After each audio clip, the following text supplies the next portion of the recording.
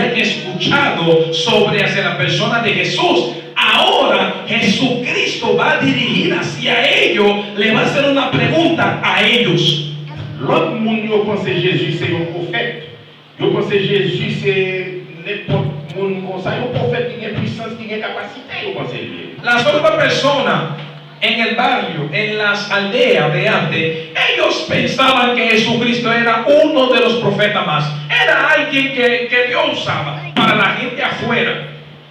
Mais Jésus, les disciples, ils ont découvert une dimension dans lui que l'autre monde va découvrir. Pero Jesucristo, nuestro Señor Jesucristo, quería que sus discípulos descubrieran otra dimensión que nadie había visto en él, y él quería que sus discípulos conocieran, vieran quién era él. Et m'a dit ça, si vous êtes un leader chrétien ou travaille dans le royaume, si vous ne pas découvrir dimension ça dans Christ, vous ne pouvez pas avoir succès dans le ministère. Yo voy a decirle algo. Si usted es un líder, es un cristiano, un hermano en Cristo, y está trabajando en este reino de Cristo, para ese reino de Cristo, si usted y yo no hemos descubrido quién es Jesús, hay problema.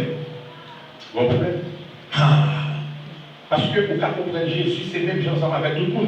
Porque a veces hay hermanos en Cristo que piensa que Jesucristo es igual que todo el mundo. Es un hombre, es un Dios que así, asado. Le Jésus pose aux disciples, et nous-mêmes qui ensemble avec moi, qui ça nous dit que moi est. Cuando Jesucristo le preguntó a sus discípulos y dijo, ¿y ustedes que caminan conmigo donde quiera que yo voy, qué piensan ustedes de mí? ¿Quién soy yo para ustedes? Et nous songez que le monde qui te va répondre là? Ustedes